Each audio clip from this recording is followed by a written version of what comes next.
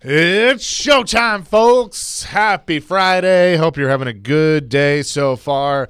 He's Big Joe Dubin. I'm Chase McCabe. Dr. Crane, Nick Frazier on the ones and twos. Nick Keyser hanging out as well on this Friday morning. Day one of the tournament is in the books, and what a fun day it was. The Vols continue. Kentucky, it does not. JoJo, what's up? I am absolutely livid this morning over something that happened last night, and I texted you this morning. I just need a minute to get this off my chest. We'll talk Tennessee, we'll talk Kentucky, we'll talk Predators, but yes. Let me say something good, and then you can do that. Okay. Also, 16-game point streak. Just reminds me of the 16-time world heavyweight champion. Woo! That's where the Predators are right now. What the hell was that? It was Ric Flair. Oh, okay. 16-time. Come on, keep up now. I'm trying, man. Predators 16-game point streak. Not only did they beat Florida last night, but they went in and just opened up a can, won 3-0.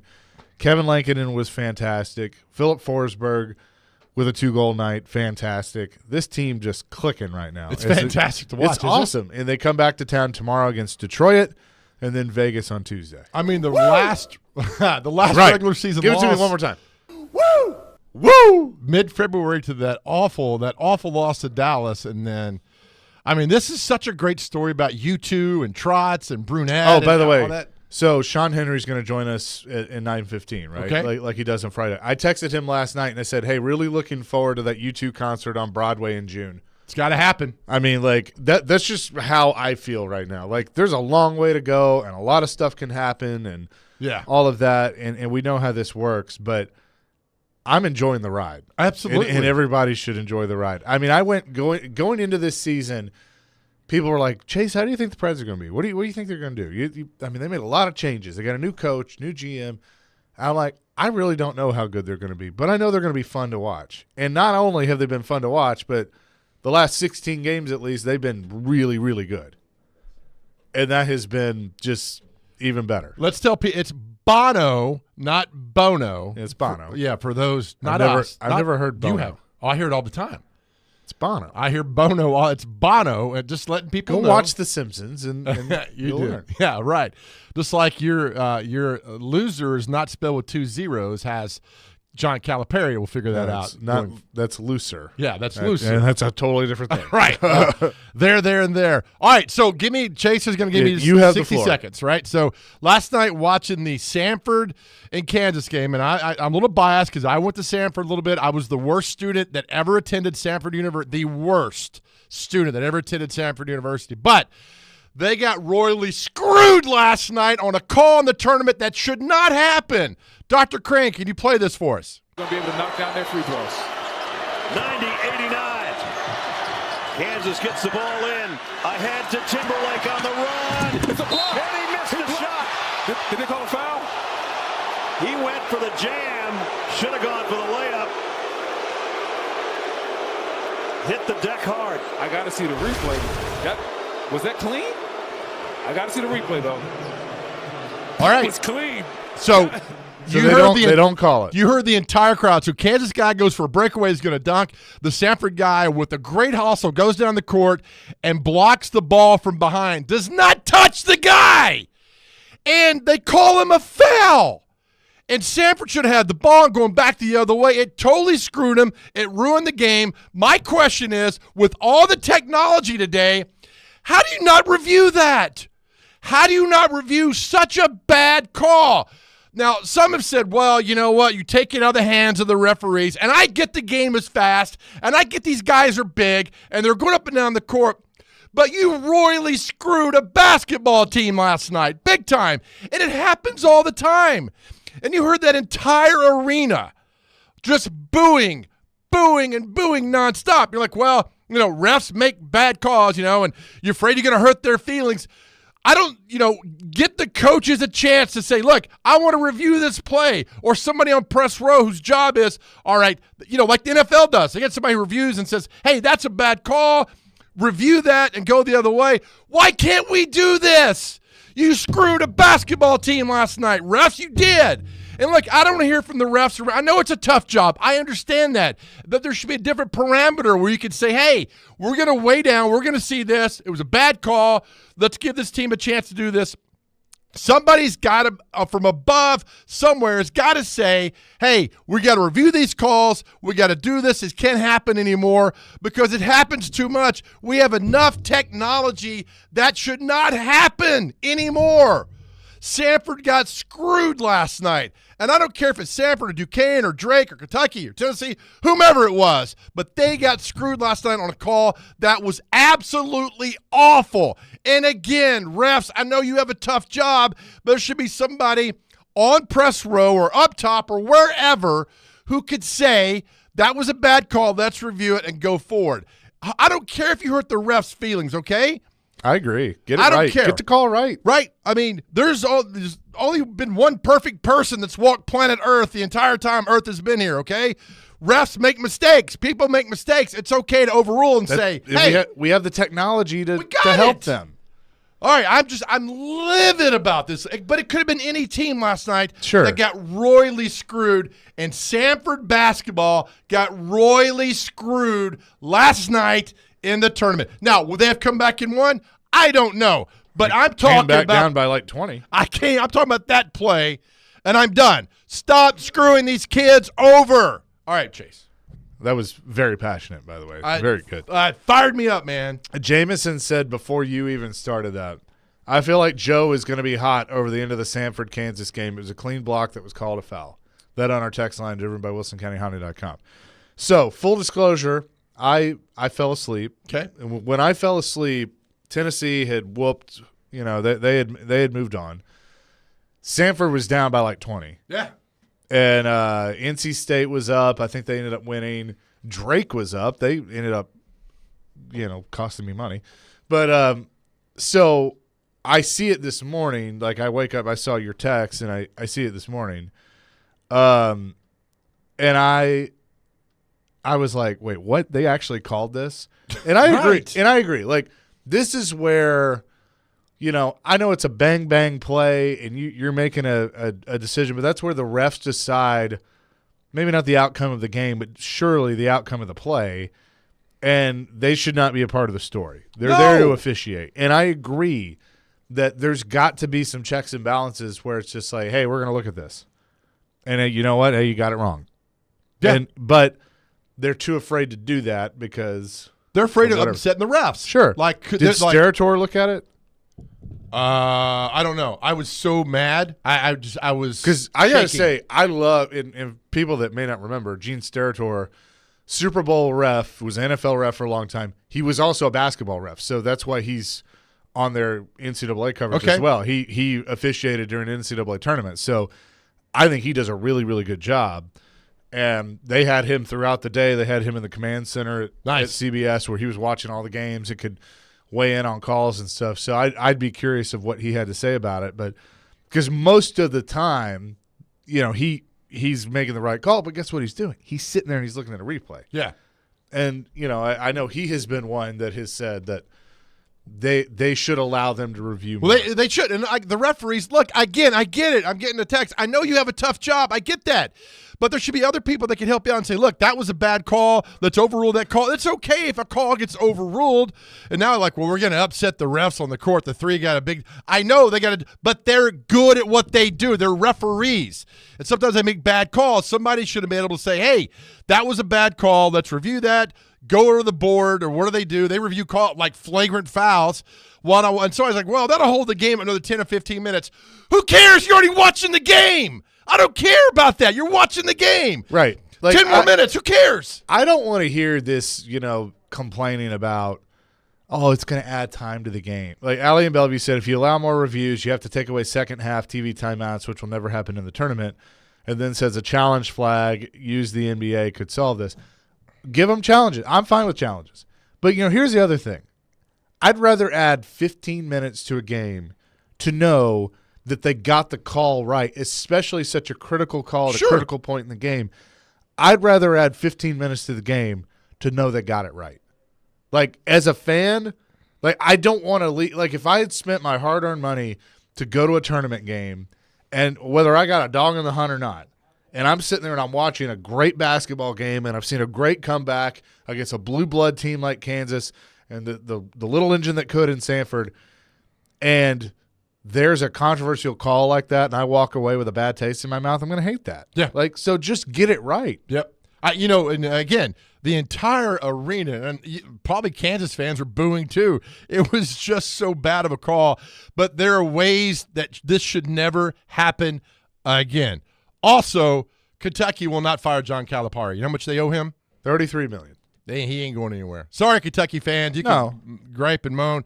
Calipari, unless some thoroughbred rich billionaire steps up and buys him out, he ain't going anywhere. I'm going to tell you this, and we'll spend more time on Kentucky, but when they lost last night, my reaction was that was my reaction. I thought Greg Sankey would fire him. I'm like, all right, it means more to a lot of us. Look, there are a lot of Kentucky fans in this area. I know a lot of Kentucky fans. But here's what I will say to you. He is the most overrated coach in college basketball, and he always has been. Yep. Like, good coach? Sure. Can recruit? Yes, he can. X's and O's coach? He loses a lot of games that way. Yeah.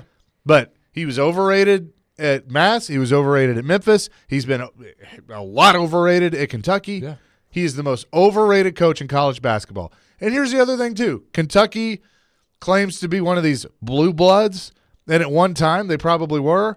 Kentucky's the most overrated program in college basketball. He's got one title. Pitino had one title. Tubby had one title. Yes, you can sit there and argue, well, Tubby won it with Pitino's team, so that's two. Okay, whatever. Okay. I get it's a hard championship to win. It's a hard tournament to win. How many titles does K have? How many titles does Roy Williams have? Coach K. Oh, Coach K. Yeah, like 5, I think. Yeah. Yeah. It's hard to win. Roy Williams won, was it 3 at Carolina and 1 at Kansas? I don't think he ever won one at Kansas. I thought he did. He I need to won look that up. 05, 09, and 16, I think it was. I don't think he won one at Kansas. Hang on. I'll tell you. I don't think Yeah, he, you're right. You're right. 3. Listen, 3 at North Carolina. Listen, this is between you and me, all right? Okay.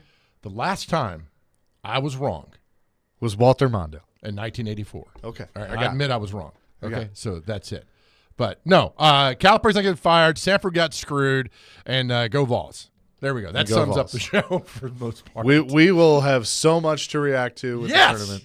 But 16-game point streak, woo, for the Nashville Predators.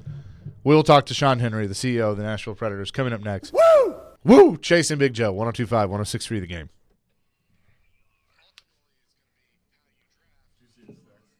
Yeah, I started laughing.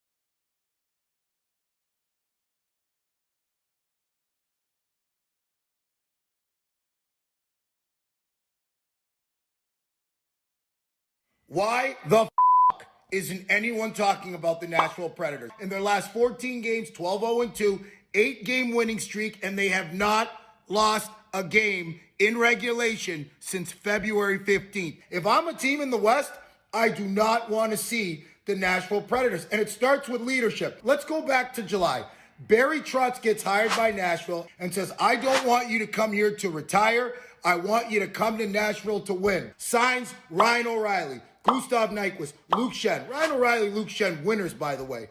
Goes out, gets Andrew Brunette, first-year coach. If these guys aren't up for GM of the Year and Coach of the Year, it's blasphemous. Words from Roman Josi himself, Andrew Brunette is a big part of the reason why they have a winning culture now in Nashville once again. He brought New Jersey to the playoffs, comes to Nashville. Now he's got a team that is very likely to possibly upset somebody, a major team in the first round. We got to also start talking about Roman Josi probably being the ugliest captain in the league. Now, that has absolutely nothing to do in this video, but the Nashville Predators are for real, and they deserve to start getting their flowers. Buckle up, because playoff hockey is coming back to Smashville. I'll be riding down Broadway. PK Subban on his social media accounts talking about the Preds. 16-game point streak. That was before the whooping last night in Florida. Let's say hello to the CEO of the Nashville Predators, Sean Henry, who is on the line with us. Sean, what you think about one of your former players and giving you some props? Woo! Let's go, baby! I love PK Subban, and I love him more now. But he is a good friend of the organization. I think he's coming back in a week or so. We're going to do a Blue Line Buddies reunion again, the organization that he put together for us. But I love him as a hockey analyst. I think he's added so much to our broadcasts across the country or continent. And he's not wrong. And we have the best coach, best GM, best defenseman, best top line, best shutdown line, best goalie tandem in hockey right now. And it's fun to be a part of it. It really is. So we're lucky enough to have Barry Trotz come on with Jared every week at 5 o'clock on Tuesdays. And, you know, working with Barry so many years that he's very honest and very forthcoming when he's talking about things. And, a few weeks ago when this whole thing started, he talked about the move that he made over the summer and making the coaching change. And it was nothing against John Hynes. It was just you needed a different voice. And he brings in Andrew Brunette, and Bruno comes in, and the culture is exactly where it needs to be. And you see it from top to bottom, and the Predator way that Barry and David established so long ago is certainly there. How cool has it been from your seat to just watch this evolution in a short amount of time, albeit, of the Predator way as we know it coming back to reality? Yeah, I don't know if you can call it an evolution. It took us like 2,000 or 2 million years to lose our tails. That's evolution. This has been a drastic, this is what we're doing, this is how we're going to do it, and this is who we're going to be. And it was never wavering. And, I've always obviously admired Barry, always loved to work with him in the past as a coach, and was really excited when we started having conversations about him coming here. And you look at how passionate he was about coming here. He turned down job after job as a head coach, and this is where he wanted to be. This is what he wanted to do. What excited me was exactly what you said. He said, this is who we're going to be. These are the type of players we're going to have, and we're going to build a culture here that's unbreakable, for 5, 10, 15, 20 years. And, we might not get the result we want this year, the end result anyway, but we're going to take a lot of steps in getting there.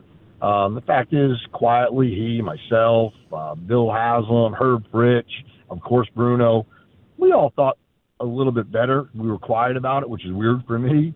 But we really thought where we are right now is where we could be based on what we were doing back in July. So it's long answer to say it's awesome. And then tomorrow, Sean, the Red Wings roll in at 4 o'clock. Let fans know 4 o'clock tomorrow after Bridgestone. So, I mean, the Bridgestone should be on fire tomorrow. Oh, absolutely. We've been fortunate. I heard someone on the radio yesterday talk about how we weren't sold out early in the year. Every game's been sold out. The difference is, you normally have 5 to 12% no-show rate of people that bought tickets. I think tomorrow you're going to have negative 1% no-show rate. It's just fun. People love this team. The players love this team. What Mike McCarron had his big game the other night. He was so honest. You talk about honesty, Chase, when he was being interviewed by Hammer, and he said, man, we came out flat. I mean, we were awful, and then the fans got behind us and picked us all up. And, we scored 10 goals, though I know they only let us count 8. But our fans are everything. And, when you look at the love affair our fans have for our players back to the fans, I can't wait for tomorrow. I wish the game was at 4 a.m., not 4 p.m. Sean, as you know in the world, the 6 degrees of Kevin Bacon is alive and well in everybody's life. And you told us last night that with Oakland beating Kentucky, that your lovely wife is an Oakland graduate? Yeah, and it's funny, for the past 2 decades or whatever it's been, she always calls them the Oakland Owls. When she was there, they were the Pioneers, and their mascot was Pioneer Pete. He looked like Stinky Pete from Toy Story. So they became, I guess, the Grizzlies at some point. But last night, our 23-year-old son got on the phone with us, and he was yelling at us because at work he was talking about the Oakland Owls. And he said we embarrassed them because that's what she's always called them. Because let's face it, they've never been very Grizzly. But right now they are the pride and joy of Oakland County, Michigan. And I owe that a gratitude. I got my first couch and bench for my kitchen table on a loan they didn't know about from Oakland University. They should lock the dorms better. I returned it, by the way, but I just thought it was misplaced there, so I reallocated it to a better place. I love OU. No, go ahead. No, I was going to say, I'll ramble. How does a young man from New York find a beautiful woman at Oakland University? Well, fortunately, she worked for the Pistons when I got sent there as a management trainee for 3 months, and I never left. And literally, we met the day before Halloween, and she was dressed as Glinda the Good Witch. She and a bunch of friends were doing some hospital visits to cheer some kids up. And I thought, my gosh, man, I'm going to marry that woman. And it took a long time because she said no almost every second of every day. But fortunately, she was assigned to us from the Pistons as our account auditor, and she had to spend time with me, and eventually I guess I wore her down. I'm not sure how, though. Well done, buddy. We're talking to Sean Henry, CEO of the Nashville Predators. And I know that this has been a special week with Ford Military Week. There's going to be more tomorrow, the 101st Airborne doing the anthem, all those things. And we've talked about this so many times with your work with the military and Fort Campbell, obviously F&M Bank Arena in Clarksville now, getting to do more there. But how special is it to be able to give back to the men and women that fight for our freedom? Oh, I mean, it's kind of humbling, right? We all need to do more. And, when you look at, what those men and women do each and every day, and then what their families do every day and how they pick up and move from time to time. I'm fortunate I get a chance to spend a lot of time with their leadership, from the base. And it's always so impressive, the type of people they are. But this week's a small way of just saying thank you. And, we lock arms with MTSU and the Charlie and Hazel Daniels Center that, really helps veterans, finish off college and picks up on certain needs that they may have. Like this week's just a good opportunity to say thank you, celebrate, have some fun, bring some families out. We had a watch party last night on base, which is the first time we ever did that. It was awesome. A couple hundred families getting out and celebrating the Preds, and obviously a great game too. And then, tomorrow we have one more day to celebrate out on the plaza. And, if you have a chance, it's always nice to say thank you, because I don't know if any of us can ever thank any of them enough. And I say that, as the guy that tries to pull these triggers. But I always walk away from those games thinking, what else could we have done to express our gratitude even bigger and better? Sean, the NCAA tournament got underway yesterday, and we've talked about that, Tennessee winning, Kentucky losing. But how cool is it that you all get to be involved in basketball every year with your deal with the SEC and having the SEC tournament here? You and I were texting about it a little bit yesterday of just, you're going to get the entire SEC in town. You get to see all those teams. You get 5 days of games every year. It was last week, and I know it's a big undertaking for Bridgestone Arena, but I know you have to love the partnership that you have with the SEC and Commissioner Greg Sankey. I absolutely do. I don't even know how I can answer that. Greg is an alumni with me. We both went to State University of New York schools, and we've always been like-minded. I love how he takes on the tournament every year. He challenges us to make it a little bit more fun. We had the free concerts in the park this year. And it is tremendous. Now, the negative is, and I don't know why it's a negative, but every once in a while some goofy sports reporter like yourself will text me like, hey, golly whiz, do you think we'll ever get the first and second round again? And I laugh and say, heck no. Why would you want it compared to a conference tournament, let alone the SEC tournament? Because we have 5 full days. You have appointment scheduling. Right now, people are making their plans. 100,000 people are making plans to come to Smashville next March. The problem with the first and second round, and I love it. I love hosting it different times in the past before we locked in with the SEC. You don't know who you're playing. So on Sunday night, Rhode Island gets named in your, no offense to Rhode Island, but I don't like the state a whole lot. But they get named, to your city. How many people are jumping on the plane or in the car to get to fill in the blank? Right. Not many. So a lot of times, unless you get a regional powerhouse at UT or Kentucky, you end up looking at your building thinking, wow, I love St. Bonaventures, but they sure didn't draw the way I thought they would. And so I'm not knocking it. I love it. It's fun, but you have 2 days of basketball versus 5. You have 35,000 people versus 115,000 or whatever the number is. So the question is, can't you do both? Well, we can if we ask the Preds to never play in Smashville in the spring again. So one year we did the women's tournament for the SEC and the women's Final Four, and 2 great events. The problem is we really put our team at a disadvantage because they had to leave at the best time of the year, for I think 2.5 weeks, maybe close to 3 weeks. And that's just not a smart thing to do. So we decided to lock arms with the best college tournament there is, and that's the SEC tournament for the end of time. I think our deal ends in 2035. But I'm sure it's going to end up ending in 2049 or 59 or 99.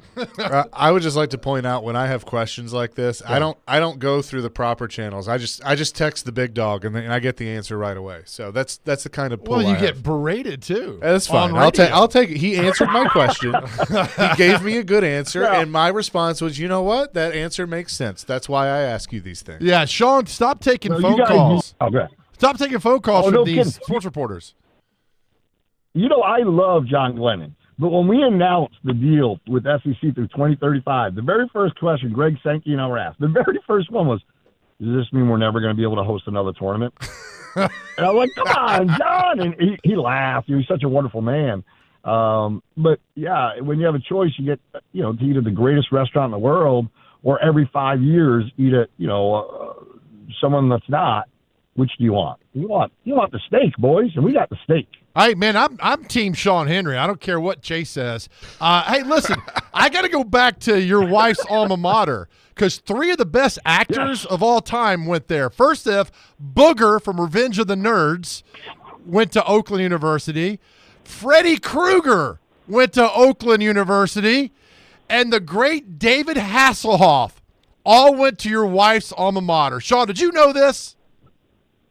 You know what? I actually did because she reminds me every day of it. And who tried to get in and couldn't was Steve Gutenberg. He's from Michigan, and I think he was denied admission, and I'm glad because he said something critical about my services once back in 1990. So I'm a bitter man. So he's from Michigan but could not become an Oakland Owl, I hear. Well, good. I won't watch Cocoon again because of him. Damn him. Oh, I burned it, and I love the oatmeal man, Wilford Brimley, but I can't watch Steve Gutenberg anymore. 3 Minute Baby? It's 2 Minute Baby in my household. Oh, man. Oh, that is fantastic. Sean, appreciate it. Who's your pick for the tournament overall? Who you got winning it all? I got Marquette basketball, of course.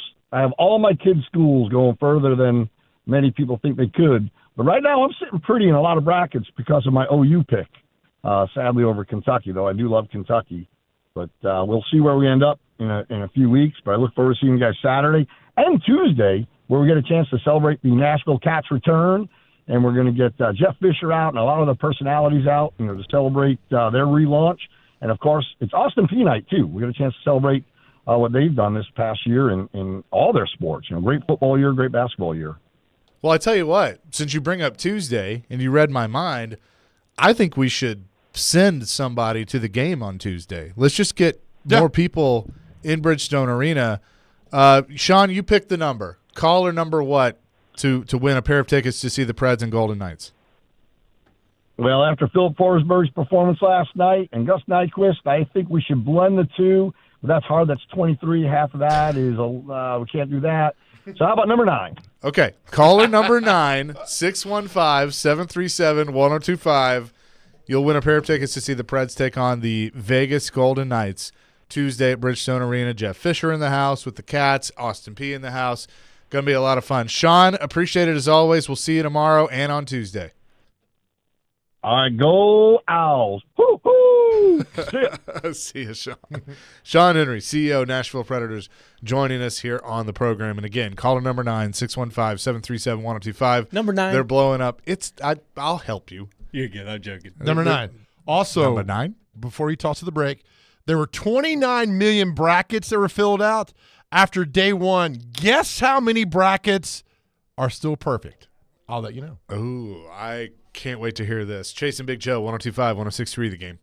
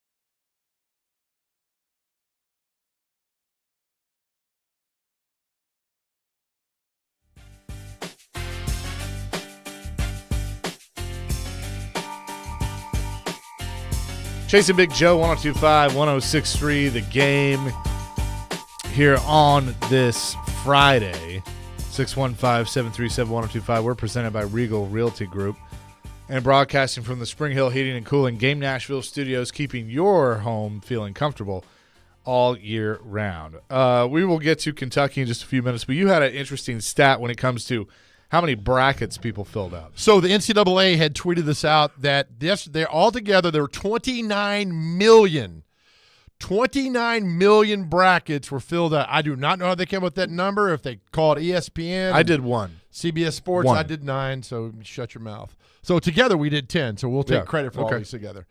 Dr. Crane, I think you did a couple. How many did you do? One? You're 3. Attaboy. One for here, one for myself, and one for a friend we're doing. Did you pick the same winner all the time? No, 3 different. Okay, good job, buddy. Who do you have winning, Chase? North Carolina. Okay. And 3 of my 9 I had Kentucky. Anyway, 29 million brackets were filled out after day one, according to the NCAA.com, which I don't know how they got this. 2,100 are still perfect. And we have breaking news. We'll let you guys know. Do you want to do it, Chase? You go ahead. Breaking news, the Channel 5 is reporting that they have found a body in the Cumberland River, and it is of the missing college student Riley Strain. They say reported drowning confirmed to be Riley Strain. They've pulled a body from the river in West Nashville off of Robertson Road, and the body is, according to Channel 5, reported drowning confirmed to be the body of Riley Strain. Many Sad news. prayers for his family. I know we've seen the video of his mom and his stepdad and the family, so prayers with them. And look, I don't want to get into the what all happened and all that night. It's just that they found the body, and so your heart breaks for his family in massive ways. Oh, yeah. I mean, it's just this whole story has just been a heartbreaker for everybody, whether you're a parent or not, or like I mean, truthfully, I've sat here watching this unfold and I've gone, how many times in my 20s was I drunk off my ass on Broadway and I got home, Yeah. But like, we were lucky to have Uber and things like that, and Correct. you never had to worry about me driving or anything, but it's like Yeah. so many people downtown, and you just I wrote it's it really tough. I wrote an article a few months ago about why am I still here? Yeah. I'm with you, man. I went through all that, and at some really moments I can't just plain stupidity on my part with all that. And it's serious when they call out Don Aaron, so they'll do a press conference a little bit. Watch it. But anyway, Channel 5 is reporting that Riley Strain's Is body that was Don? That does look like pulled Don. from the Cumberland River, and it's been 2 weeks now since he was reported missing. And we talked earlier, like, we weren't hoping they'd find the body. You hope you find closure for the family, but they've pulled more bodies out of the Cumberland River. I'm like, how many bodies are in the Cumberland River that we don't know about? But that's the news right now, and so his family will have some closure. It's still going to be tough, but it's been 2 weeks since Riley Strain went missing downtown Nashville, so just tough. Yeah, very, very sad news. For sure. So there you go. Anyway, back to the bracket. 2,100 brackets are still perfect after 1 day, and it's just – you think there'd be a computer algorithm, some goofy nerd out there would figure some computer algorithm to pick every way possible that it would be a perfect bracket. And also, Chaser, this is to a larger degree. This is why time traveling is a load of garbage, because nobody's ever picked a perfect bracket, right? So then somebody will argue with me and say, well, in the portal, you only come out, you got 3 minutes. So in 3 minutes, can you fill out a bracket? Somebody had an argument with me over this. So no, time travel is not possible. Here's the thing. There weren't really – obviously Kentucky is the biggest upset of the day. Oakland, a 14, beating Kentucky, a 3 seed, 80-76. But honestly, it was a lot of – you had Duquesne beat BYU. That's an 11 over 6. But I don't even look at that as a huge upset. Duquesne's pretty darn good. Right. So I you had Oregon beat South Carolina 11 over 6. Again, that's more of an even matchup that I think the seeding shows. You actually had a lot of 11s win yesterday. NC State beat Texas Tech.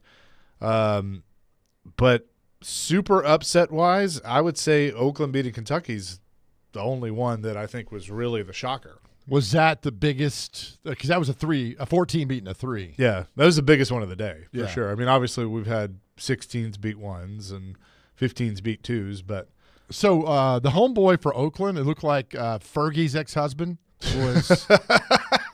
He was Greg Ruff from Trevecca was sending me notes last night. I mean, he like blistered Trevecca last year or last couple at Hillsdale College, and then I looked him up, and that dude took like 370 shots this year, and 362 were beyond 3-point line. He took 8 2-point shots. That's the kind of guy I want on my team because you just launch him from 35 feet out. That's fantastic. On the flip side, Reed Shepard goes down the court and launches a 30-footer. Does nobody work the ball inside anymore? Everybody just stands around the perimeter. Nobody goes inside. Nobody works the ball inside. And what we do for Oakland was just banging shots left and right last night. yeah. All right, when we come back, we're going to get to Kentucky and hear from John Calipari.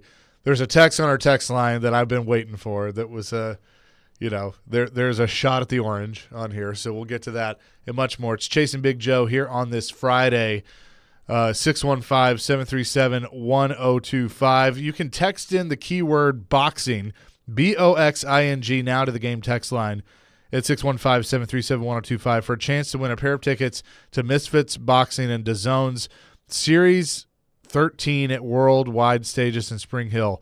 That is tomorrow. Text boxing right now, 615-737-1025.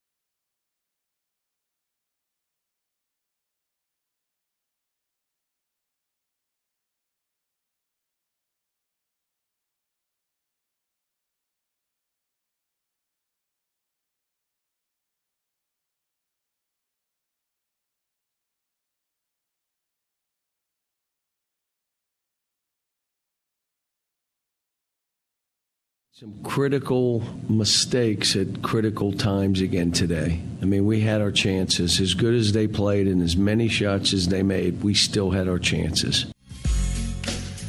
John Calipari last night after the loss to Oakland. The Kentucky Wildcats exit in the first round.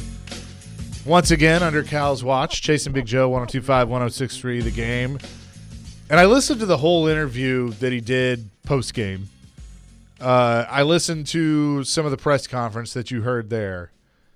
And I've seen Kentucky fans tweeting about this and, you know, other people tweeting about this, that it always comes across it's never Cal's fault. It's always the players. That's a good point. Like, he's always throwing the players of the – like, I saw a tweet that said that sound you hear is John Calipari throwing his players under the bus.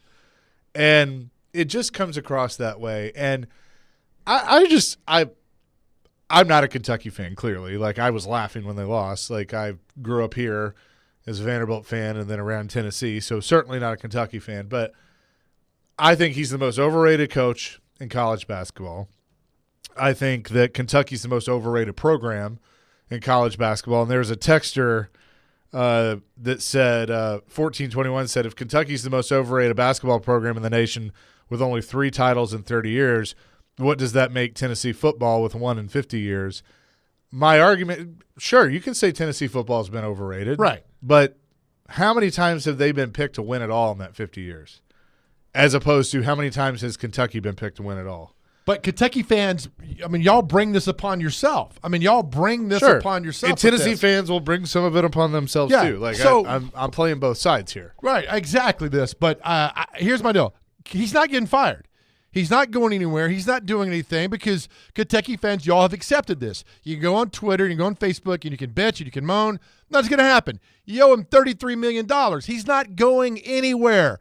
You're going to have more and more of this for a while. I would be floored if he resigns or quits or whatever. He's not going anywhere. Kentucky fans, you're going to have to live with Calipari as your coach for what I think is the unforeseeable future. I think sometimes the voice of the masses, and this isn't just a small minority, this is the voice of the majority. Sometimes they win. I think they're going to win. I think Cal's out. Wish I was on your side on this, brother. Whether it's on his own accord or mutually agreed to part ways, BS or whatever, they come to some.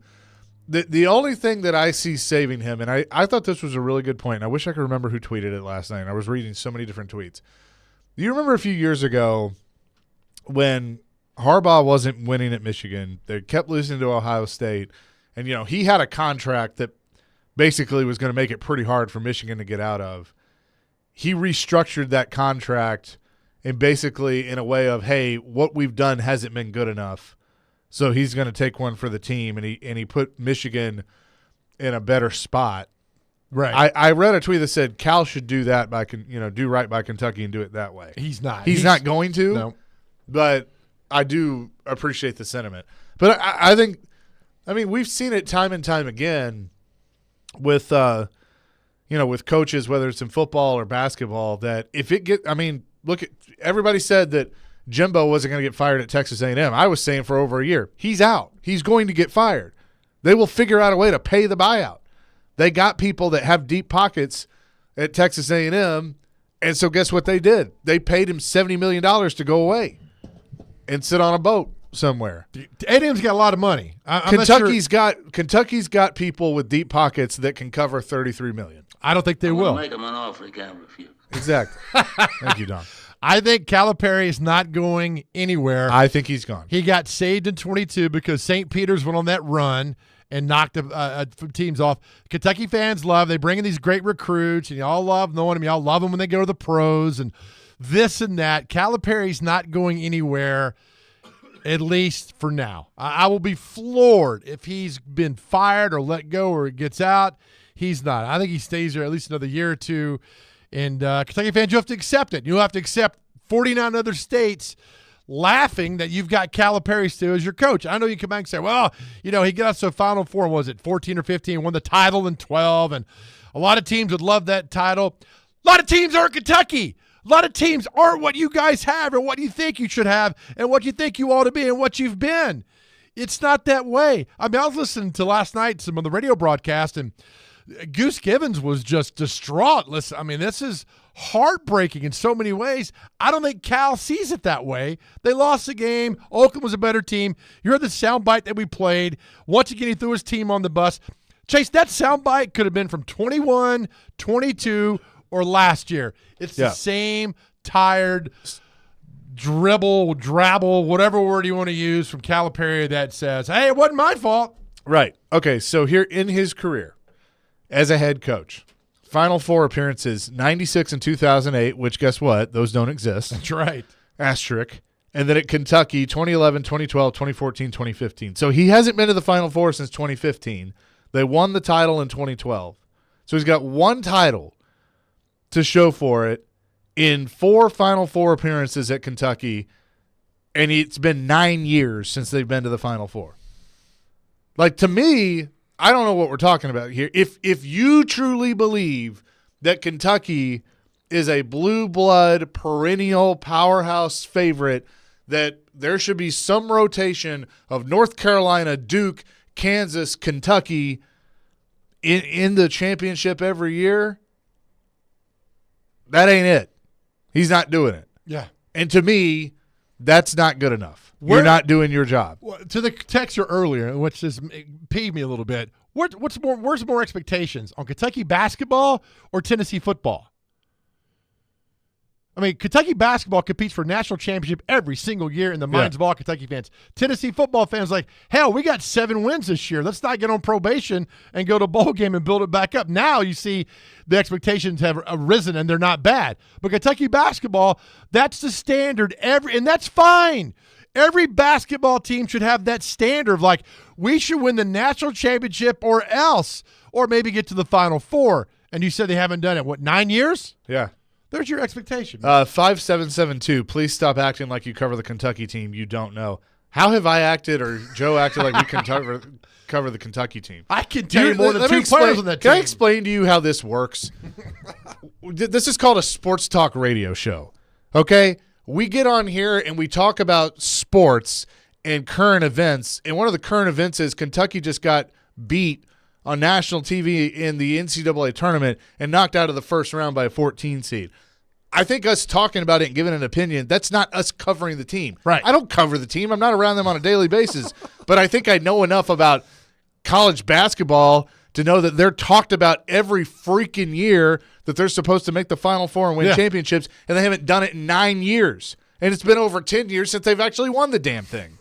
How dare you? So don't tell dare me you to text us that. Yeah, like, come on. Jeez. I'm so sorry, Chase. It's See okay. what I'm you fired do up to now. us, John? When you can't win a damn basketball game, you cause everybody to be upset and all this. If you just beat Oakland last night, a team you were favored over by like 75, instead, you lose to Fergie's ex-husband who doesn't miss a shot the entire time. All right, I get it. So that's what's happening here. They're making us get at each other. That should not be happening. But Calipari is not going anywhere. He's owed $33 million. What 2916? What's worse, the Bobby Bonilla contract or the John Calipari contract in modern sports history? I mean, $33 million.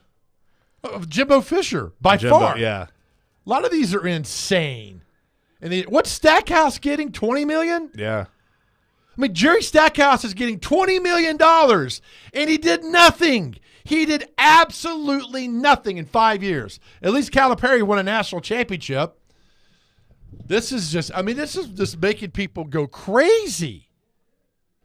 2399. Nah, Vanderbilt would happily take Cal and be content with being a tournament team every year, the ceiling being the Sweet 16. No, they sure they would. But I mean, like, the expectations at Vanderbilt are different than Kentucky, and you know that. Yeah, exactly. Like, they'd take Rick Barnes and be happy. They'd be doing parades down West End. Yep. I mean, like, it's different. So don't give me that. Kevin, UNC, Duke, Kansas, and UConn are better. I left UConn out. That's true. Are better programs than Kentucky. 100% agree. 100%. Yep. I think he should be gone. Woo! We'll get back into this in hour number 2. Chris Sanders, our man, going to join us here in just a few on the Chasing Big Joe Show, 102.5, 106.3 The Game.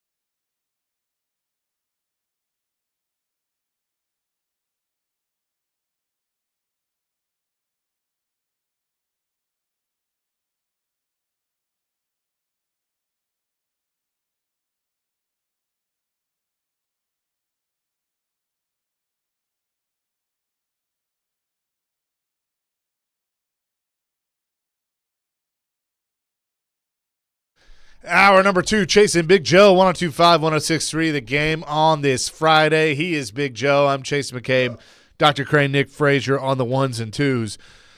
You and I are fired up today about a lot of different things. Our man Chris Sanders needs to bring us back down to earth. Because look, we've been feisty this morning, Chris. What's up? Man, what's going on? Y'all doing all right, man? I know y'all been going crazy over this basketball. But, man, I watched a little bit of it. It's been crazy the whole time. Yeah, how's Ohio State doing? See, okay, let's start this conversation all over. See that? I'm sorry about that. I'm sorry. Hey, the women are in there. That's true. That's right. Let's start with this. Oh, my gosh. The news coming out about 45 minutes ago, Christian Fulton signing a 1-year deal with the Chargers. Whoa. So he will leave the Tennessee Titans. Not a huge surprise. I did kind of think that the longer it went that maybe they'd circle back around, but he was somebody that he was good when he was available, but he just couldn't stay healthy. So I'm hoping that he can do that with the Chargers. I mean, it's funny because you can be the greatest player in America. You can have the best technique in America. You can have the best drills. But if you're not available to show your skills, it's not going to be anything. And everybody ever talked about that when he's on, he's on. I mean, he can be a good cover corner, but if you're not available to be out there to help make plays, it's not going to make a difference. It's kind of like the same situation with Traylon Burks. Traylon Burks is a big physical specimen, a guy who can make plays downfield. But if you're not available to be out there to participate in the game, it's not going to be a great asset for the team. So the Titans finalized their coaching staff, and, I mean, they have brought in quite a bit in the strength and conditioning department, which is something that we've talked about, under Vrabel of – you had guys with soft tissue injuries and pulling things, and so it feels like it has been quite the focus for Brian Callahan and for Rand Carthon to bring in folks that can help in that sense. Like, what are you looking for as a player when you're going in to work out and take care of your body? I'm going to tell you a guy who I really respect so much, and I look at him as my brother, Steve Watterson. The reason why I love Steve Watterson, we understood that he knew what he was doing in the weight room. He understood about nutrition. But the one thing I love about Steve Watterson is I had a relationship with him, and he had a relationship with all the players. And I think with the strength and conditioning guy that's coming in now, I understand he's going to help their soft tissue. I understand he's going to help them with those things. But once he builds a relationship with these guys, then he can understand how to meet their needs. And I think that's so important. I know it sounds kind of cliche because we as coaches, we always talk about let's have a relationship, and it sounds cute. But the one thing I love about Steve Watterson is he made sure he prepared the athlete. If it was stretching, if it was, getting a little extra nutrition, or even before the game, he spent time with them on the field to make sure that they were taken care of. So I think that the new guy that's coming in, once he understands, which he probably does understand, is building a relationship with these guys and meeting their needs. I think it's going to be a good relationship that they can build. Chris, can you imagine going to Mike Ditka and tell him you got a soft tissue injury? Man, what is this nonsense? He'll tell you to wrap it up and take some rub some dirt on it. And put some Robitussin. Every time somebody say they say use Robitussin, that's probably what he would say. But I think it's just a different era. Back in the day, you can really get away with it. But I think at this time, the game is so physical and the game is so demanding that you really have to take precautions to make sure, guys are taken care of. And just imagine, just like what you talk about, Mike Ditka, you go into Mike Ditka and say, oh, I got a paper cut. He'd be like, man, what are we talking about? Get out of here. Yeah, you did. Like Vince Lombardi, same thing. I can't go today. I got a soft tissue injury. Vince Lombardi would kick you to the moon and back. Just imagine me going to him and say, hey, man, I can't go, man. I got a bunion on my toe. He'd be like, what? You can bunion that toe to the cut room. You can take care of yourself. Let me ask you this. Did you have a pro day when you were at Ohio State? Yes, I did. That's what put me on the map, though. I had a good combine, but what propelled me to the third round was my individual workout because the combine, I think I ran 4.40 or 4.39, something like that. I can't remember. But in my individual pro day, I ran like 4.27, 4.28 to where it really took me up. And then also when I ran my drills, I ran my routes, and they understood that I wasn't a track guy playing football. They were like, this guy's a football player that happened to run track. So when the teams that actually saw me up close, they saw me physically, they saw me run my routes, they saw, how I responded to adversity, and that's why I went to the third round. But the crazy part of the whole situation, Big Joe, is the team that picked me was the Houston Oilers / Tennessee Titans. They never talked to me through the process. They came and they picked me, and I didn't say not one word to them. Unbelievable. Fisher never called you, Floyd Reese? Nobody called you? No scouts? Nobody. I didn't even talk. Nobody talked to me. And the thing about it is, because I don't know if they thought I wasn't going to be there, so they didn't talk to me. Because the teams that talked to me the most was the Washington Commanders. I'm sorry, the Washington Commanders at that time. They were the Redskins. They were the Redskins. It's okay. I don't want to get in trouble, but it was the Redskins at that time. I mean, they put me on the board. They talked about coverages. They talked about all these things. I never even talked to the Houston Oilers, and then I get to the draft, and I'm sitting there with my mom, and they walk up to the podium, and they say the Houston Oilers, take wide receiver from The Ohio University, from Ohio University, and I got picked, and that's how the situation happened. So nobody, Jeff Fisher, I think you'd really be good on our team. Nobody called you beforehand. Nobody and said, "Hey, we're going to pick you." Their cousin, their uncle, and nobody called me. It was the weirdest thing because, in my opinion, I thought I was going to Washington because they show so much interest. I never talked to any representative from the Houston Oilers, and next thing you know, the 67th pick of the third round, Christopher Dwayne Sanders, the fifth, gets picks and go to the Oilers. Hey, what was it like the first time you met Bud Adams? It was cool. Rest his soul, I think it was a great owner, but I shook his hand maybe once or twice, but I was afraid. I mean, because when you're talking to the owner, I was afraid. When I first afraid. So when I first talked to him, I just shook his hand. I told him it was honored to be on the team. But the only time he really shook my hand is I remember we were playing the Denver Broncos, and I scored 2 touchdowns. I had one of my best games, and then he came into the locker room, and then he shook my hand and said, "Way to go, Chris," and I kind of adjusted that way. I thought he would have thought you were somebody else. Apparently, that was a thing with him. Can I share the story? Can I share the story? Yes, please share the story. Okay. We were in Vanderbilt, and Vanderbilt had those small locker rooms. So he would walk in, and just imagine my name is Chris Sanders, and you switch the nameplate, and you put Drew Bennett. So he would he would walk in, and he would look at the nameplate, and he would say, "Nice to meet you, Drew Bennett, but I'm actually Chris Sanders." So that's I would have done that. He thought you were Reggie Roby. No. One time he called me. No, I thought he was going to call me. Lance Schulters? Oh, there you go. No. You walked up and oh my goodness. No, I was just curious because you get drafted by a team, they don't talk to. I find this all fascinating. It's crazy. But you know what's funny is he knew Eddie George, he knew Stephen Arresto, and he knew Bruce Matthews. That's all you need to know. I mean, you don't need to know. Well, that's who he's paying the most money to. I'd know those guys too. Exactly. I don't want to say it, but that's exactly what it was. Chris, I want to ask you this. Sure. I asked Joe, and we kind of got into a debate yesterday about have the Titans put Will Levis in the best position to succeed, and he took it as just by the offense. I feel like the whole team, that is going to factor into the quarterback's success because if you've improved the offense enough where you're putting up, 24 points a game, that's great. But if you got a defense that you've barely addressed that's giving up 27, that's not going to help the quarterback. He's throwing the ball more. So how do you view – and I know it's incomplete. They still get the draft to go. Sure. There's probably going to be more signings. But how do you view how they have put Will in a position to succeed to this point? I think they've done a pretty good job, and I think the one bright spot of that is when you're getting Calvin Ridley. I know Hop has done a great job, but when you get a guy the caliber of Calvin Ridley, he's a guy that makes it easy because sometimes you can throw the ball up and just let these guys make a play.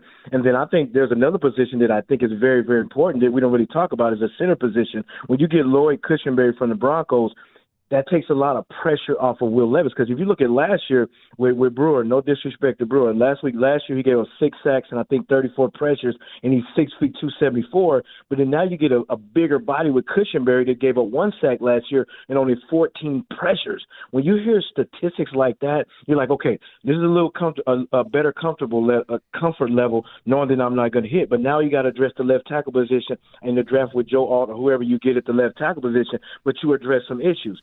Now we talk about the situation with defense. If the defense can just, hold the other offense from making a lot of plays, now it takes a lot of pressure off Will Levis because he doesn't have to be Superman. He can just rely on his defense when he makes a mistake. Hey, do you coach track at NBA at all? Yes, I do. I love it. I coach the relays, man. I absolutely love it. That's my favorite sport. One of my favorite people in the world, now that I figured this out, is Coach Jan Pippen. Tell her I said hi. Oh, she's the best. real deal. Look, let me tell you something. I've been around a lot of great coaches.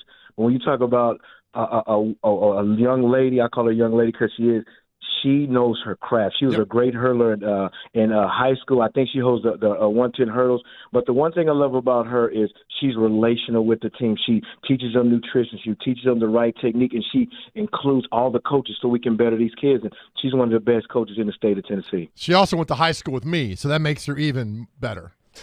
So was you an athlete? Was you pretty? Don't tell me. Did you run track? I was the anchor on the 4x400, and by anchor, I didn't go anywhere. I set my fat ass down and got beat every time. That's what I did. I'm like, I didn't run track. Good Lord! I would love to see you run a 440. Because if we both run, hell, I could barely drive 440. I can't. That's bad enough, man. Hey, he was a hell of a long snapper. That's right. That's all you got to know, pal. That's it. That's all that matters. Tell her I said hi today. I think she's the best. I sure will, man. Appreciate you. Chris, appreciate you as always. We'll talk next week. Yep, love you. Appreciate it, guys. Love you guys. Bye-bye. Chris Sanders, Forever Titans wide receiver, joining us here on the show. We will get back in. There's so much to get into today. Can I do my rant again for the 10 o'clock audience? Yeah. Okay. We'll do your rant again next and talk about the tournament and look at some of the games today. Chasing Big Joe, 102.5, 106.3 The Game.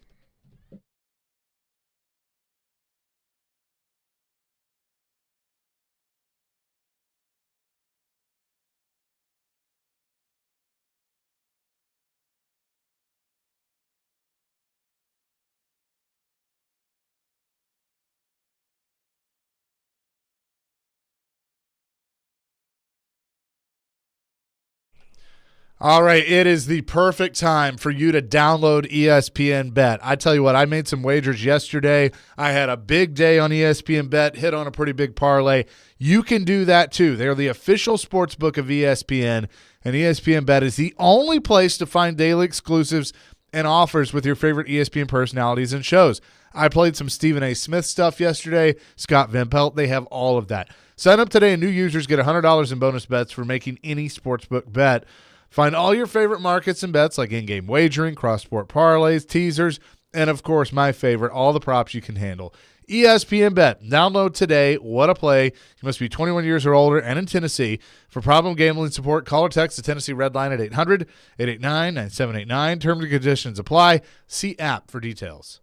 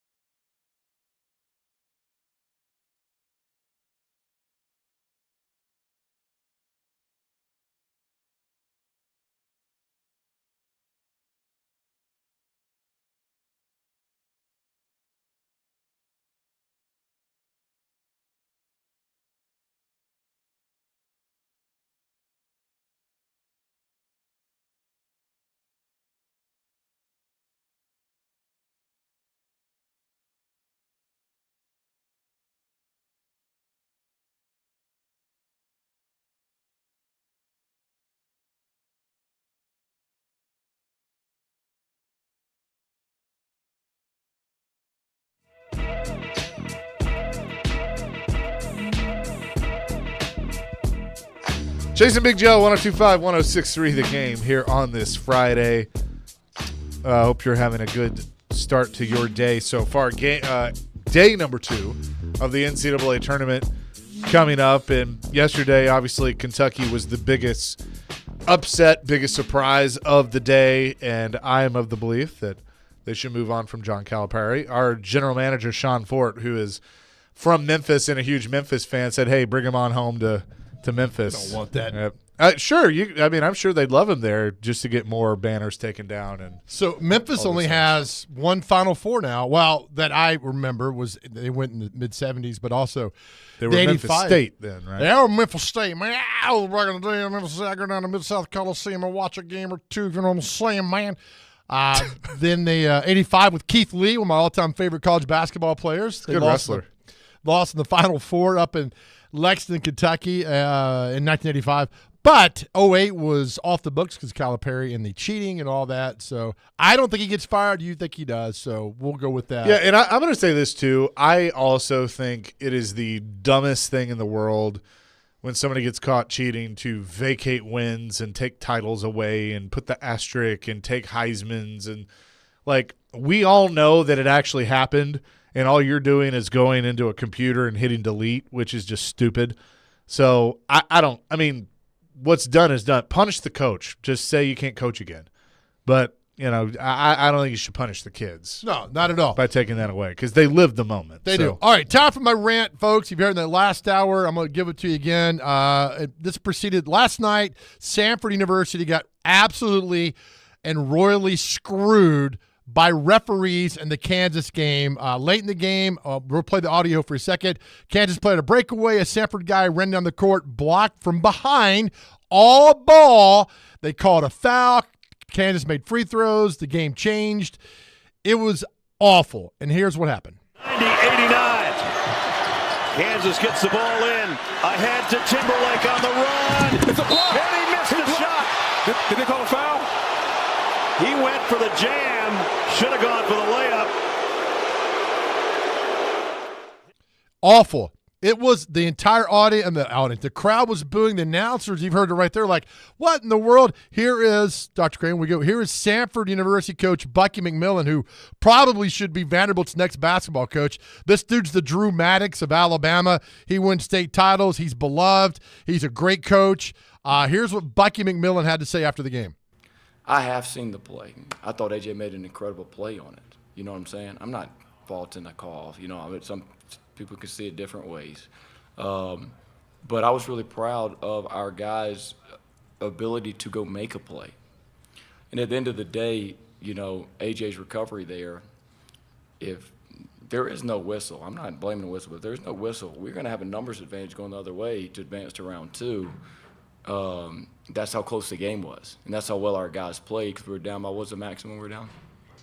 So we're down by 22 and we're going to have the ball there, however much time left going the other way with a great opportunity. So, it is what it is. It is what it is. You got screwed. You got screwed. There should be no reason for this. We have reviews. We have technology. We have a thing you could say, look, that was a bad call. It's okay if you make a bad call. Overrule the call. There's no reason we keep going on like this. These kids are getting screwed left and right like this. I know they're big. I know they're fast. I know they're running down the court. I know refs have a lot going on, but there should be somebody else helping them say, all right, that's overruled. That was a bad call. It's okay if you make a bad call. As I said, only one perfect person has walked planet Earth, and it wasn't a damn referee. It's okay. We have technology to go forward. It should not happen in baseball. Should not happen in football. Should not happen in any sport anymore. We have the means to do this. I sound like the commercial for the $6 Million Man. We have the technology. We can put them back together. We got the technology. Put it together. Don't let these kids keep getting screwed over and over again. Samford got royally screwed. I'm not saying this because I was the worst student who ever attended Samford, because I was. But these guys this could be any school. This could be Duke. This could be Duquesne. This could be Creighton. This could be Tennessee. Don't wait till it's your school. Fix it. God, my back hurts. Do you feel better? Not really, because they still lost. People are asking if I can get you a decaf. No. We're going to do this again. Why do you drink decaf coffee? Why? We've had this argument. Thank you. That's your just your angry music. Get it out. Let it out, Joe. Why do you make decaf coffee? It's a waste of time. I don't know why you why do you drink decaf coffee? It's insane. People who drink decaf coffee are insane. You guys are insane. It's like left-handed people. You're all insane. Hey now. All right, so to your point, they got to get it right. And I would rather, we were talking about this earlier. People on the text line, some were saying review it, and others are saying, well, then you're adding to the game. I don't care. You can add 15 minutes to the game for all I care. Right. If you're going to get a critical call at a critical moment in the game, correct. Like, I don't care. Get it right. And, in some ways they'll do that, and then in some ways they won't. And, I get TV windows and that's tight and all that stuff. I don't care. Get it right. Yeah. Go over, huddle up, go look at the monitor, have whoever in a war room somewhere looking at it and go, hey, that's clean. That's not a foul. Right. What was the baseball with the guy the perfect game and the umpire blew it at the last call? The Detroit Tigers were playing. Yeah. I forget who it was. Was that Galarraga? Yeah, it was like Andre Galarraga or something. Why like did that. they not review that? They didn't have replay then. But that's an example. That was one of the reasons. That was one of the things that happened that ended up leading to replay. And here's the thing about baseball: everybody fought replay in baseball. Like all the purists. I remember hearing Willie talk about it. It's just everybody was adamantly against it because you can't take away the human element and all that stuff. Now that they have it, like, I don't think anybody's complaining. No, not at they're all. getting stuff right. Right. And then, I'm not saying challenge every single, you slapped him on the hand. But there are instances like this where we all reacting like, that was not a foul. That was not. Somebody should say, all right, hold on. When there's a stoppage of play, you go back and say, hey, that's a wrong call. It's okay. And ref's like, hey, I thought it was a foul. I got it wrong. Replay show that. It's okay. We forgive you. Matthew in Nashville, that play last night is a classic example of why college basketball, men's and women's, needs the NBA Coaches Challenge rule. What is that? I've heard that many times. You guys are great. Is it throughout the game? It's kind of like the NFL. You get a challenge. You get a challenge, and they do this little finger wag thing, like a home run, and they go review it, and it's getting the same. Oh, thing. I got a finger wag for you. Oh boy. All right, I got it for the refs. So I agree though. Like I don't know why now with all the replay angles and cameras and HD and 4K and technology that we have, that somebody doesn't just come out and say, "Hey, every sport, college, pro, whatever, is going to have replay and have coaches challenge." Like to me, you got VAR in soccer, which I actually think they do a pretty good job with that. Yeah, pretty with that. Baseball. I mean, hell, in NASCAR, like if it's a close finish, they go and look at it. Like, I mean, it's just like, just get it right.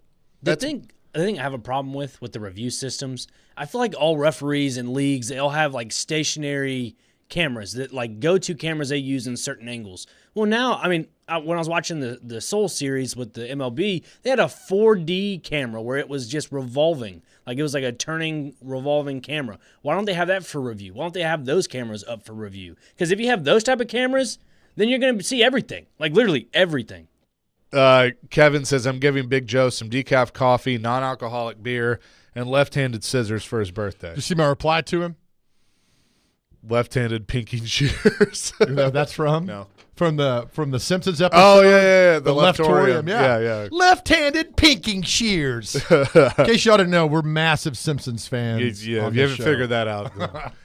Coming up next, this is actually a perfect segue because we can ask Jeff about this. Jeff Hem, play-by-play for the Nashville Sounds, going to join us. The season opens next week, but made a pretty big announcement yesterday that we're excited about. We'll talk to Jeff. Coming up next, Chasing Big Joe, 102.5, 106.3 The Game.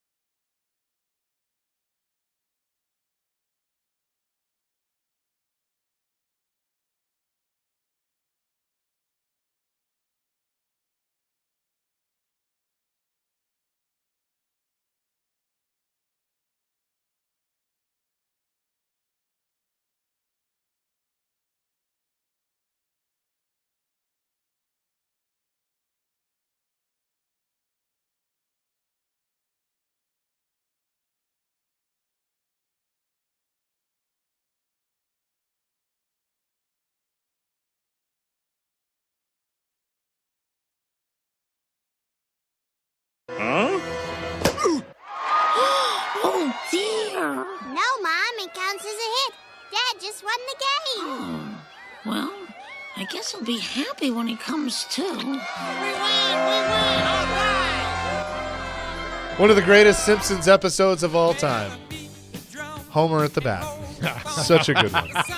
Baseball is almost here. Chasing Big Joe, 102.5, 106.3 The Game. The Nashville Sounds open their season at Toledo next week, and the man that'll be on the call will be Jeff Hem, and joins us now. Jeff, I can't wait. How are you? Good morning, guys. It's good to be with you. I can't wait either. This is a great time of year in the sports world for all kinds of reasons, and a big part of it is baseball getting cranked up. And we are 1 week away from being in Toledo to get opening night kicked off, and then a few days later at First Horizon Park on the 2nd of April.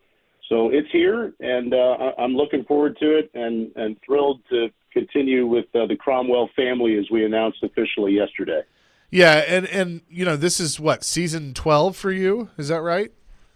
I think that sounds right. 2012 was my first year. I guess it depends on how we count 2020 when there was no season. But yeah, it's been about a dozen years. It's crazy how fast it goes. So, you know, the funny thing about this is when I started here at Cromwell at 102.5 The Game, the Sounds games were on 102.5, and one of my first gigs was producing games with you on the weekends, and we had fun, you know, talking during the breaks and quoting Major League, and that's kind of how my career started. And, you know, you started here in Nashville, and it's hard to believe 12 years later, here we are talking about an extension, and I'm just excited that you all are able to remain in the Cromwell family, and most of the games being on 94.9 The Fan. We will air every game if there are conflicts with Preds and playoffs and Vandy and all those things. You'll either be on here on 102.5 or 93.3 Classic Hits, but we're just very, very excited about this partnership continuing to grow and moving forward. Well, I'm excited too. I'm most excited, though, Chase, that despite those early years of your career when you were forced to work with me, you've still been able to progress and climb your career. Despite all the hindrances that working with someone like me could present, you've been able to climb, which is a great accomplishment by you. Well, I think it was because of all the troubleshooting we were able to do at the old Greer Stadium of getting the broadcast going. But we powered through. That is for sure. So what do you think about this club? As you know, obviously the Brewers, the parent club, you know, get ready to chase the World Series. But what are the Sounds looking like coming out of spring training and getting things started next week? Yeah, I'm excited about the team that it looks like we're going to have. Zooming way out, it's going to be pretty similar to most years where you're usually at AAA having a combination of some young homegrown players and then some guys who come in as minor league free agents or trades or what have you from outside the organization. The bottom line from a Sound standpoint is that because our parent club continues to be the Milwaukee Brewers, who are the reigning NL Central Division champs, even though they've got a couple of names that people are used to seeing in Milwaukee that aren't in that starting rotation right now, Corbin Burns off to Baltimore and Brandon Woodruff recovering from an injury. Those are two big rotation pieces that the Brewers have to replace. They're not a rebuilding team. They still have contending division championship aspirations, and so they're trying to build their team that way, even if they don't have a Burns or a Woodruff. They still have Freddie Peralta. They've got some young, dynamic position players that we've seen come through the Sounds, Sal Frelick, Bryce Terang. It looks like the 20-year-old Jackson Churio, who we saw briefly late last year, number one prospect in the game, according to many. It looks like he's going to make that club, which, you know, is kind of disappointing from a purely Sound standpoint because he's so fun to watch that it looks like, at least initially, he won't be in Nashville. That means somebody else who could have been up there may not be, whether it's a Joey Weimer or a Blake Perkins. The Brewers are loaded in the outfield, so I think the Sounds are going to have a really good outfield. They've got a guy who used to be in the Royals organization by the name of Brewer, which is a fitting first name, Brewer Hicklin, who's an exciting outfielder that looks likely to be with the Sounds. I would say it feels likely at this point that Tyler Black, who's a top 50 prospect in the game that we saw for the last couple of months of last year, probably is with the Sounds in the infield on opening day. And then another pair of top 50, top 100 prospects in the game are also likely to be sounds. A 20-year-old catcher by the name of Jefferson Caro, who was outstanding last year at AA and is, I'm told, just ridiculous at throwing out base stealers and can hit a little bit too. He's likely to be in the Sounds catching core, and he might even be catching, if it's not opening day or soon in April, it's likely to be at some point this year, a 100-mile-per-hour fastball throwing prospect by the name of Jacob Mizorowski, who's one of the top pitching prospects in the game. So you've got a contending Brewers team that's young and still has mainstays like Willy Adames and Christian Yelich, and has added some other pieces around it. William Contreras behind the plate up there. You've got that group trying to win a division again, and a really good farm system that's going to send a lot of young talent to the Sound. So there's no reason to be anything but excited about what the Sounds are going to look like this year, because when you're AAA for a contending big league team, they're going to need you. They're going to need their depth. They're going to call on guys a lot. I think they used about 60 different guys in Milwaukee last year. So, opening day is always fun, and the opening day rosters, a lot gets made of those. But there's a 6-month season after opening day that guys are going to come and go. And I think it should be a good group both in Nashville and Milwaukee. Jeff, part of the by the way, we're talking to Jeff Him, who is the best announcer, baseball announcer in America, and I will fight anybody who disagrees. Jeff, part of the deal with the great Cromwell Media is the fact that on occasion, unannounced, I get to sit in with you and help call games. So thanks for. I wouldn't have it any other way, Joe. I wouldn't have it any other way. Thanks for signing off on that and do that. I still tell people, Jeff, this is how amazing you are. What was the game the Sounds played like 22 innings and you were by yourself? And it was a master class in sports broadcasting that night. Do you remember that? I do. That we've had some long nights. The funny thing about you joking that you're going to come see me, it never seems to happen when it's 12-0 in the second inning, and I can really use you, Joe. Right. You show up tie game, bottom of the ninth, and I'm like, Joe, we don't need you right now. So just try to time your visits to the booth a little bit better this year, would you? I will do that. Well, how long did that game go? Because I think I listened to it in my driveway. It was like 2:00 in the morning. I mean, it was crazy. Yeah, and I can't remember if you're thinking of one at Greer or more recent. We had a game, I think it was 2015, the first year of the new ballpark, and it was against New Orleans, and it went, I want to say 17 innings. And that definitely was a, midnight 12:30 post-game show where you're like, all right, I just want to go to bed. Right. We've had some long ones. It may have been that one. There were some long ones at Greer too, but I remember the first year of the new ballpark against New Orleans, before they did the, runner starts at second base in extra innings, which is a wonderful rule, by the way. Before that, it was just sort of like, all right, who's going to throw the ball away down the right field line to let a run score? I mean, and that may have been what that game was about. I think it went 17 innings. Yeah, that was it. It was at First Horizon. That's when it was, and I remember listening to that. And the great thing about this, as radio's evolved and sports has evolved and this and that, radio and baseball, Jeff, will forever go hand in hand. It's just an amazing sport to do that because there's so much silence that goes along with that. Like football, it's like going, basketball, going. And you do a great job calling basketball. But something about the purity of baseball on the radio will always hit you in the heart forever.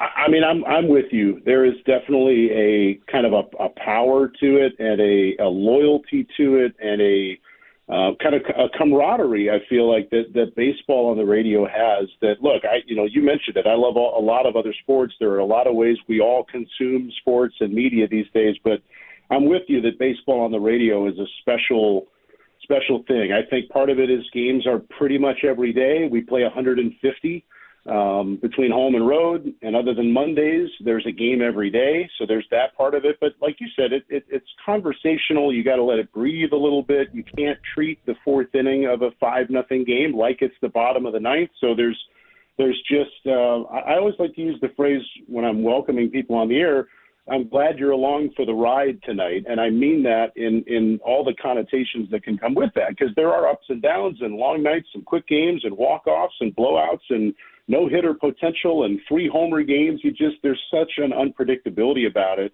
And then the medium of the radio for baseball is just such a perfect match that that I do feel like it's kind of a ride that you and the listener are on each night, but then also over the course of the season. It's pretty cool, and I don't take it lightly. I don't take myself too seriously, but I take the job seriously because I think it's a powerful thing. Well, Jeff, it gets started a week from today at the Toledo Mud Hens, a 2:50 pregame on 94.9 The Fan. We were looking forward to it. And then April 2nd, the home opener at First Horizon Park. Can't wait. Going to spend a lot of nights at the ballpark, as you know, and we will come and say hello in the broadcast booth. Thanks so much, my friend. Can't wait, guys. We'll see you soon. Absolutely. Jeff Him, voice of the Nashville Sounds. And, again, we are thrilled to be partnered up once again with the Sounds. Majority of the games on 94.9 The Fan. There will be a few conflicts. They will shift over to 93.3 Classic Hits. We're right here on 102.5 The Game. Come back, put a bow on things on this Friday. Chase and Big Joe, 102.5, 106.3 The Game.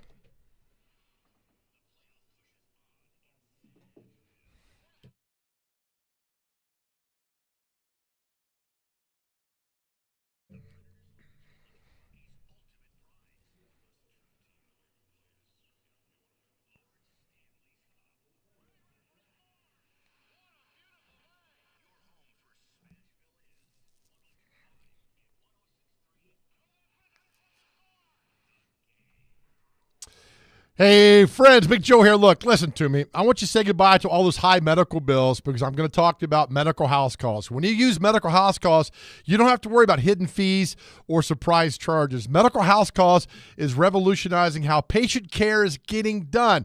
You pay one flat fee, no matter the treatment, making medical house calls more affordable than the average urgent care and emergency room. Also, we're still in the cold and flu season. You can get tested and treated without leaving your home. Their mobile medical services are here to make your health a top priority. And you just visit medicalhousecalls.com. And when you go there, I tell you guys this all the time, read the numerous, fantastic reviews how Medical House Calls is changing lives every single day. In fact, Chuck McDowell loved the treatment, the care, and the commitment he received. He bought the company. It's simple. Go to medicalhousecalls.com, medicalhousecalls.com, where the nearest clinic is your home.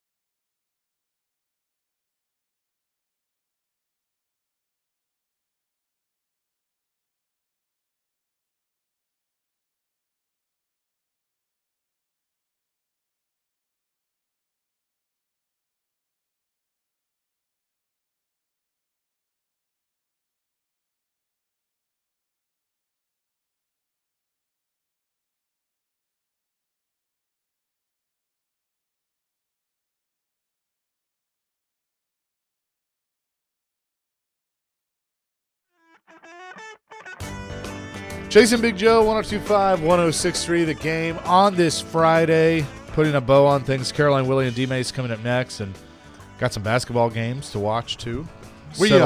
Yeah, we've put off celebrity birthdays. In case you're joining us, they have found the body of the missing college student Riley Strain in the river this morning. So in lieu of that, it's just to talk about love the ones you're with, take care of your people around you, and it's just a sad, closure for the family.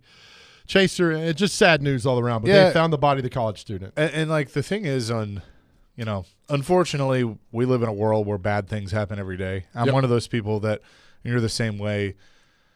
I try and focus on the positives and the good things, but then there's some stories that just kind of they hit you in a different way. Yeah. And I just think about how many times when I was 22, 23, being out, whether it was downtown Nashville or in Murfreesboro or whatever in college. And look, we've all been there. We've all been young and dumb and, done these, thought we were invincible. And it just is a reminder that life is precious. Yeah. And you got to watch after your people. And my thoughts and prayers are not only with his family, but with the friends that were with him that night and everything they're going through. Sure. Right now, and because times happen when you wander off and all that stuff. And there's time to debate what happened and what went on. But right now, it doesn't matter at this point. Yeah. A young man lost his life. Exactly. And so it's just it's hate tragic. that news. I think the longer this went on, we unfortunately knew that it probably wasn't going to be a happy ending. But it just, I guess the thing that I pray for now is, that his family has some bit of closure, but I don't know if you ever really get that. Good point. And we leave you every show, every day. To our guys out there, look, if you're struggling, having a tough time, tell you every day on your cell phone, you can dial 988. There's somebody there always to talk to you. If you need to reach out and talk immediately, you can talk to myself, Chase, Dr. Crane. We're always here for you. Let you know that we love you. That God put you on this earth for a purpose, and our world is a better place because you are here. It's okay not to be okay, and that we love you, and please know that. Peace, love, rock and roll. Give somebody a hug this weekend. Have a good weekend. Have a safe weekend. Enjoy basketball. We'll be back at it Monday at 9, but Caroline, Willie, and D-Mace coming up next, and you can join me and Teron Davenport this afternoon. We're in for Jared, 2 to 6 here on 102.5, 106.3 The Game.